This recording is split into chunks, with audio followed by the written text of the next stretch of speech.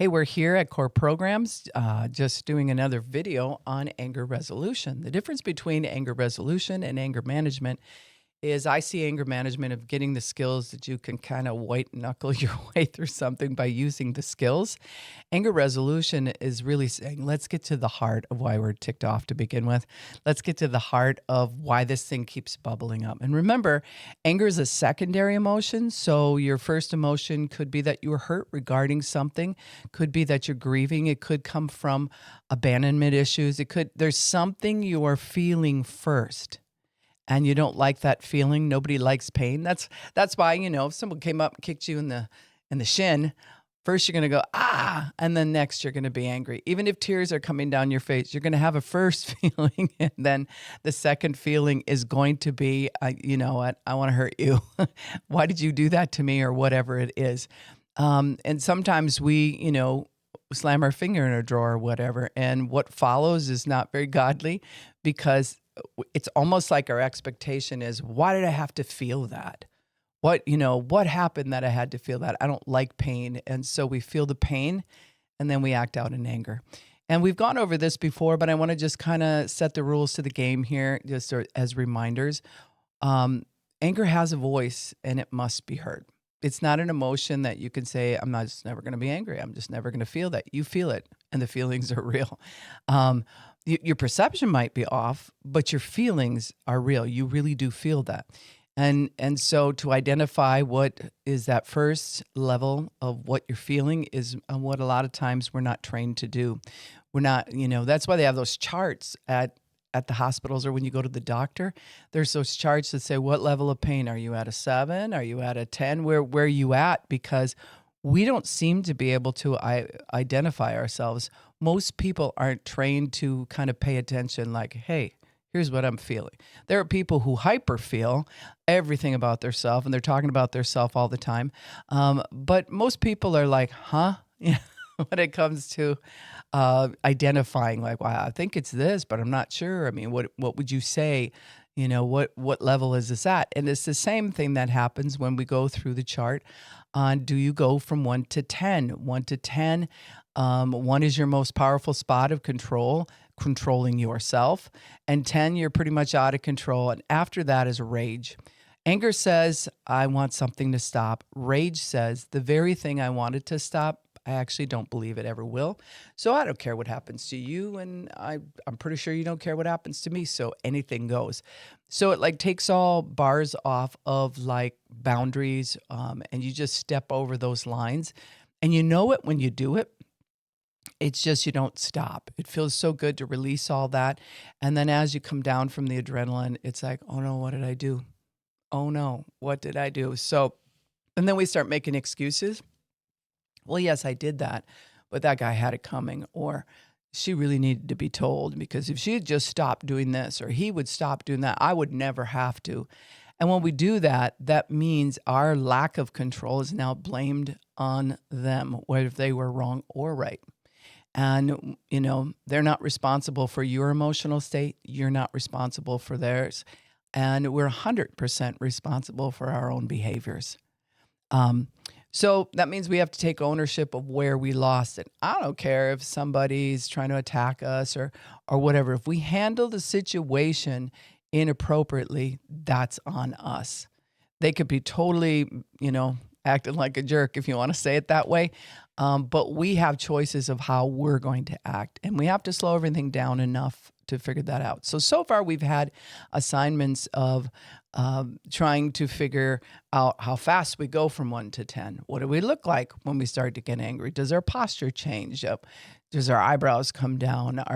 Do we get like a stiff lip and then we start gritting our teeth? Do our fists, they can be alongside of you, but suddenly you're fisting something because you're trying to control. Now, they'd say that's a management skill, and I'm saying you better be good at it, because it's only going to take so long and you're going to blow up and something's going down. And we don't want that, because that hurts you and it hurts another person or people. And so there's got to be a way, and we're going to talk about those ways that we can gain the skills to walk through those situations and walk away feeling pretty good. Like, hey, I didn't lose it.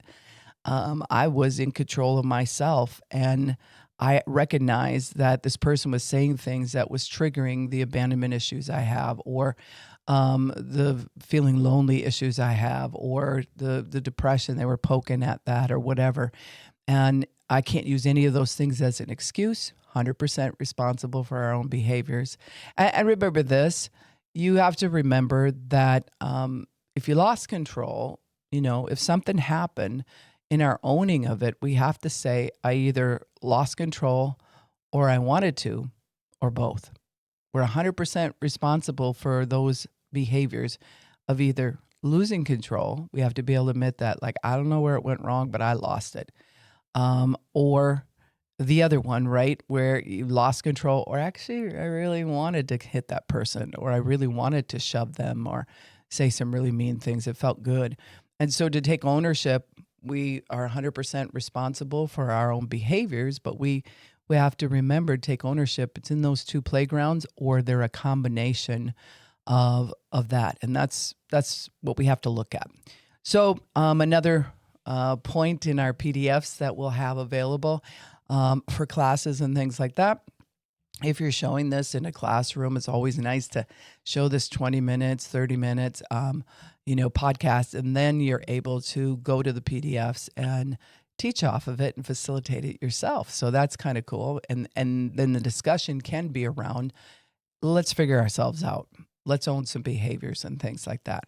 The other page that's in the PDF will be the temperament.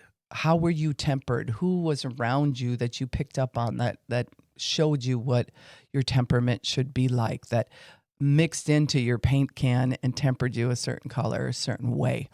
And that's an identification page. And so now we're going to talk about how are you tempered?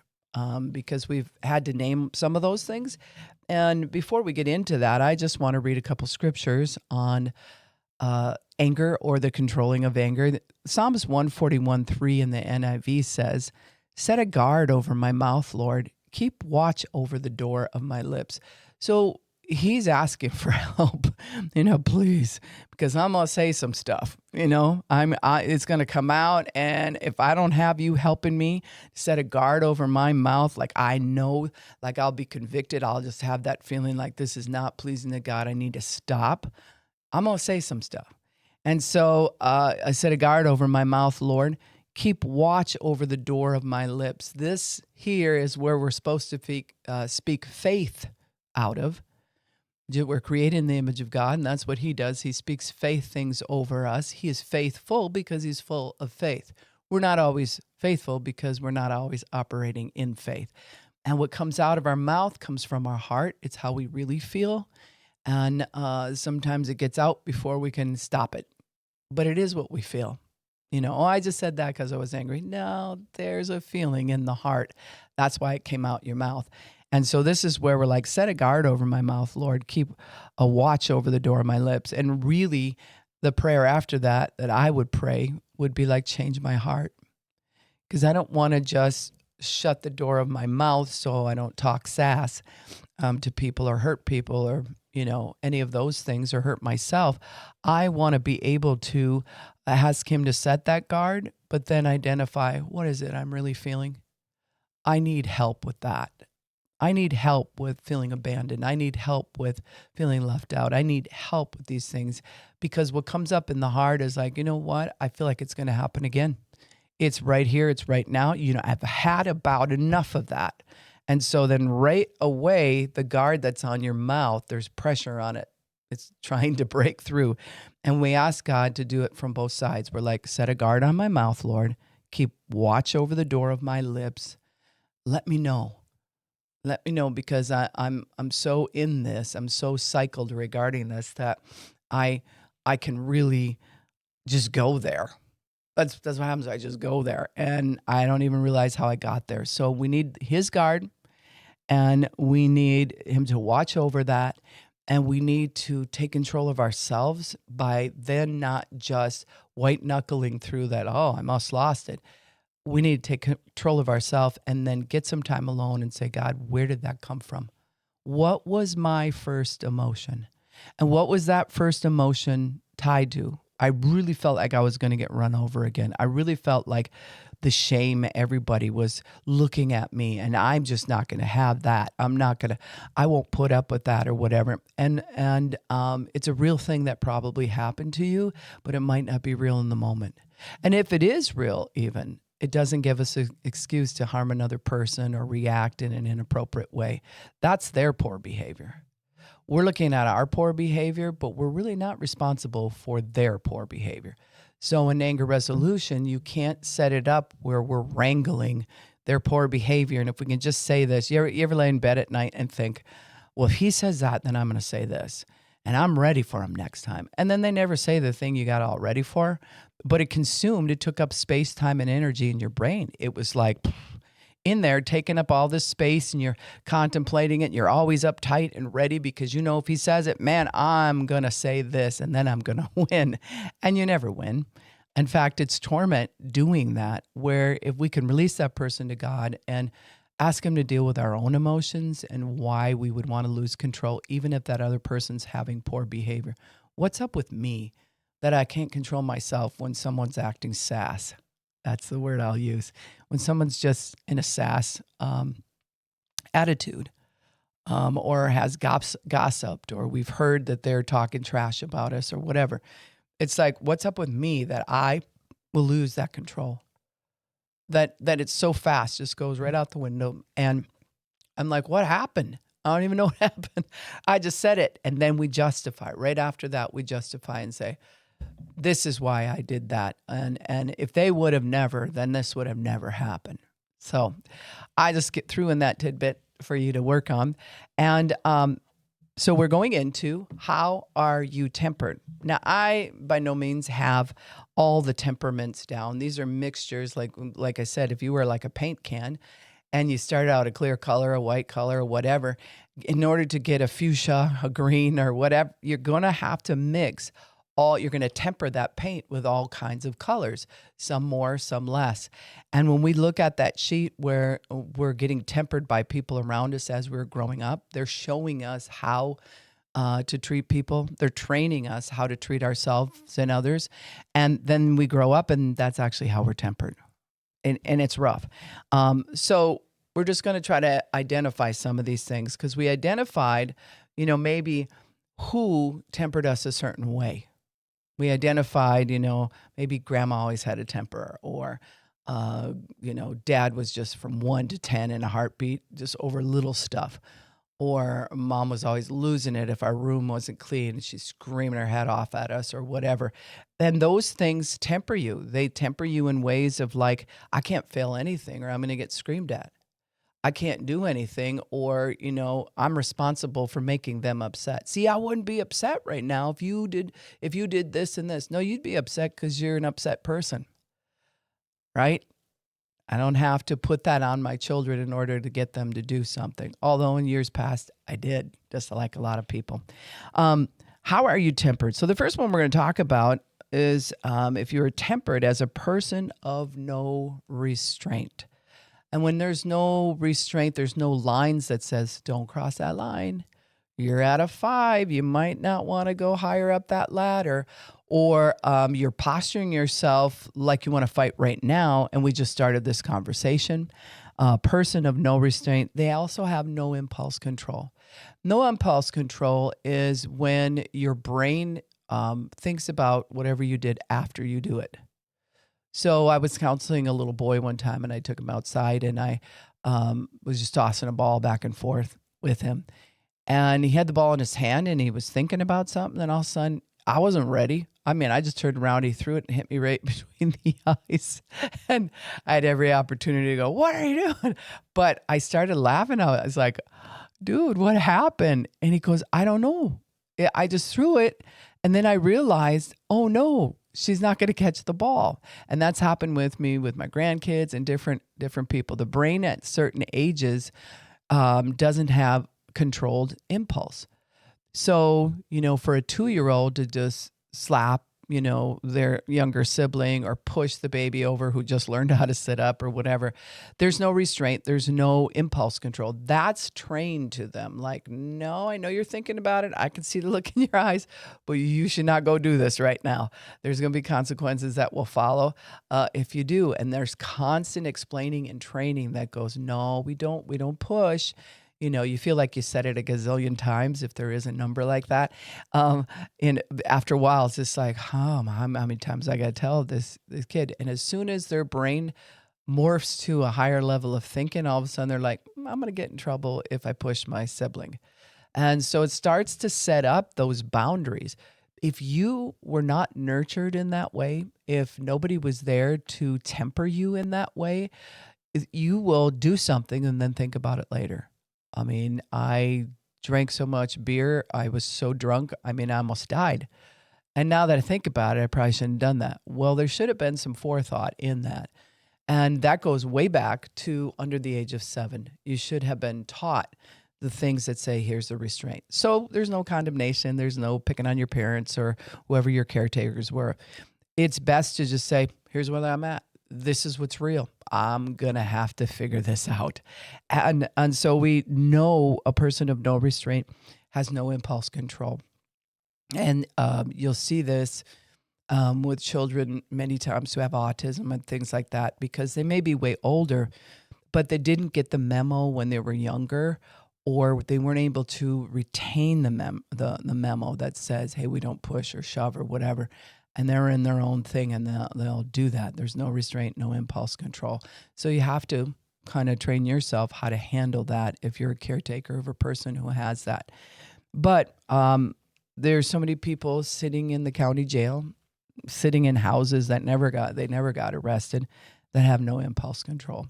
The first day of school, I got sent home because I had no impulse control. I had some training that said if it even looks like someone's going to pick on you, you make sure that you pop them one and then take off running. And it was, I think it was a way of, being trained so, hey, I can't be there to protect you. You need to learn how to protect yourself. Well, I do believe children should protect themselves, but this trained me no impulse control. So if I thought something, oh, I don't like how that looks, bam, I'd hit somebody. And so first day of kindergarten, I was 4, going to be turning 5. They used to be able to send you to school a little bit earlier. And I punched a little boy in the nose. And I punched him hard enough that blood was coming down. I felt like he was picking on the little girl next to him. And I couldn't believe the response. I really thought the teacher was going to be, good job, Mary. You did a great job. You protected her. I thought the little girl would be like, I want to be your friend. Instead, she sat and cried. She couldn't believe I hit him. And the little boy, of course, was crying. And it was so confusing to me because I thought I did the right thing. But now that I'm older, of course, and I have those constraints and I have those structures that say, don't actually pass that line. It's not good. I have forethought about it. Like, well, we probably don't need to be doing that at that level for this offense, right? So, but that was kindergarten. And if we act younger than our age group, we're going to act out our age group's inability to have no restraint or no impulse control. So here we are. The next one, number 2, is slow to anger is what the Bible says, but a slow burn is many times how people translate their anger. So you're taking stuff in, like, wow, that really annoys me. They left their socks on the bathroom floor again. Why did the kids leave the water on and it's running over outside? Well, you can just keep naming all the things that we collect and we say to ourselves, I'm not going to say anything about it. I'm not going to lose my temper. I'm not going to do that. Well, that creates a slow burn. Like, it's not just a pilot light. You got a slow burn going on in the furnace of your heart. And that means eventually there's so much heat in there that someone else comes and just says something. Poof. You ever see where you got a pilot light on in a stove and all of a sudden you just turn it up and it goes woof and lights up the whole thing? That's exactly what happens. And people will act out and they'll say, I don't know why I lost it so bad. I mean, I really lost it. That's because you had a slow burn already. You had 25 things that you're trying to suppress that you're really irritated. You're irritated with your job. You're irritated with your spouse said. You're irritated. The dog pooped on the floor. You're just irritated. And there's all this, and it never comes to closure. You don't unpack it, put it away, and then walk away from it. It just goes where you go. So there's a slow burn going on. And if you mix that with no impulse control, that's where people say, I don't know, he seemed like a nice guy, he seemed like a nice lady or whatever. And just one day exploded at work. I mean, just went off on everybody. He got fired. Well, that was there the whole time. It just was something that wasn't dealt with. Number 3 is volcano anger. That's the person who not only says, I'm going to leave it at a slow burn. It's the person who intends to never deal with it. The person at a slow burn says, I'll deal with it later. So you're like stacking up cordwood. The person with volcano anger is the person who's been stuffing for a long time. They stuffed for their childhood. They stuffed until they were 16. They were so fed up with the fighting in the house or whatever it is. And now when they go off, you've seen them so calm. It looks like they're just so to themselves. It looks like they're just, peaceful. But really, when they go off, it's very dangerous. It's like a volcano. Volcano has ashes and aftermath that can smother people. And you have the molten lava that is red hot, and it will burn anything that touches it. And it, just like a volcano, when it goes off, it just has that way of the lava just coming down and spreading out into that sphere of influence. And it's very volcanic. So if you're tempered like that, these are some pretty dangerous temperaments. Even if it only happened once in your life, you have to ask yourself, well, maybe you're a good stuffer. Maybe you're good in denial and dissociation, but sooner or later that will catch up with you. And anger has a voice, remember? It has to be heard. So it's either going to act out on the people around you, or you're going to say, well, I can't do that. I've learned I can't do that. So there's one person left right here. I hate myself. And some people start cutting, or they start pulling their hair out, or they'll start going without food or eating too much or drinking or self-medicating. They're trying to escape the whole thing that they've been stuffing the whole time. So volcano anger is the person who stuffs. And the fourth one we'll talk about a little bit more, and then we'll start up again on the next podcast because there's a few more, and I don't think I'll be able to squish them all in here. So, and plus, if you're using this for a class, we have to look at, you can only talk about so much in the class. And so I think it's healthy to just take apart the first few, and then we'll go on to some more in the next session. So the last one I'm going to talk about in this session is the pull big levers person, your drastic action, which means threaten. The child who is 3 years old and you make them pick up their toys and they throw a fit and they lay on the floor, big threats. I hate you, Mom. They don't even know how dangerous the word hate is, but they're trying to find the biggest thing, the biggest lever they can pull in their vocabulary. In a marriage, many times, like, well, you know what? We're not compatible. In order to just get off the argument, a person will say, we might as well get divorced. That's a pretty big lever. I'm going to leave you. You should feel abandoned right now. This is really over right now. When you're just trying to settle an argument, now it goes to this level of, abandonment and leaving a person and everything. Like, there's no need for that. Calm down, soldier. We need to come back to a place where we don't have to pull big levers to be heard. And I think that's what it is. We're not feeling heard. We're stating our point, and we feel like the other person's not hearing us. And where it'd be better to say, okay, so I don't feel heard. I think that I have to come at this a different angle, and could you do that with me? So, because I really want you to see where I'm coming from. My feelings are valid. Your feelings are valid. And I want to understand your feelings, but I also want you to understand mine. It's a win-win. You're looking for each other to win. If you're in a relationship where only one person, they're there because they want to win always, that's a controlling heart. And that's a whole nother podcast. But at the same time, it's dysfunctional. And so there has to be something that leads up to, we've talked about this, And this is the change I'm looking for, and this is what I need for me. These are terms, right? Well, people have told me when they use functional terms like that, the person still blows up or whatever. Well, then you know what to make your decisions around.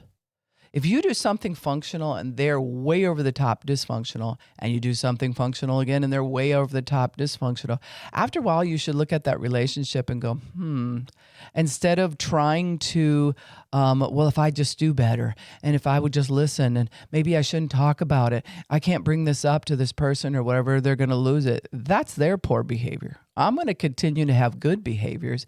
And if you choose to have poor behaviors over and over, we might have to separate. We might have to separate, get counseling, do those next actions that you do, because I'm not going to continue in that. We're not going to let that go on. It destroys you. And just because they don't have the skills, just because they don't have the want to, just because they're in a cycle that they like running, doesn't mean you have to bow to that. I don't care if you're a spouse, a best friend, whoever it is. You never set it up where that witchery is what I'm going to call it, because it's manipulation, domination, and control. And those are the three bases for witchcraft to operate. It's not the stirring of the cauldron and cursing somebody. It's those three things is very much brings evil into the house. And where there is strife, there dwelleth every evil and wicked thing. And you don't want to invite that in. And so as we talk about big levers, you have to ask yourself the question, why do I want to pull a big lever to begin with? What's up with me that I have to go to that level? I'm so at the end of my rope that I'm just like, pull a lever. I am done. I've had about enough. Every single time. We'll usually start saying stuff that's inaccurate. Every single time it goes this way. Every time I turn around, you say this to me, which is not even accurate. It's not true. I don't know anybody who does the every, but we feel it that way. We feel it's that extreme. And so that's what'll lead up to pulling big levers. So these are some of the things you can work on at home, and you can work on just in self-analysis, getting to know yourself. You're like, yeah, shoot, I'm a big lever puller. Where does that come from? Peel the onion and get down to the core. Does that come from the fact that I always felt run over as a kid? And now I feel like the only time people listen to me is if I pull a big lever, if I say something big, or I'm just going to kill myself. That's a new one for probably the last 10 years, where people really get drastic with that. And people nowadays, the younger generation especially, I hear them, they've learned that using those big terms like that expresses emotion. They're saying, I don't really intend to do that, but I'm just speaking out like that so people know the degree that I'm hurting. That's not functional. It's a better communication to say where you're at. There's a measurement of where you're at. I have some thoughts going through my mind that are inappropriate, but I'm still in control to not make these poor decisions. But I'm aware that they're there. And so when we do that, we're looking at being able to control ourselves in that way by being able to do self-analysis. If you can't see yourself and everyone else sees you, have you noticed that? It's like everyone else is like, you're so angry right now. What is going on? I am not angry.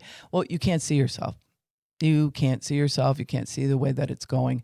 There's no need for a raised voice. There's no need for these different things. Unless your life is threatened, I'll throw that in, because people like to go to extremes. If your life is threatened and you want to yell or something like that, well, okay. But you're living everyday life. It's dysfunctional to act like your life is being threatened all the time. So no restraint, which is no impulse control. Slow to anger, or you have the slow burn where you're collecting things that you'll deal with later. And then volcanic anger is, I'm never going to deal with it. I'm just stuffing that. It doesn't even pay for me to talk about it. No one's going to listen anyway. And then you're the person that out of that, you pull big levers. So let's work on these in the class, and let's work on these and just as we're listening here online, where you go back and you say, which one do I do, and do I do all of the above? Because I can tell you all the ones that I'm naming, I did all of the above. I was the star student of dysfunction. And so now I could see it. And once you know, you can't not know.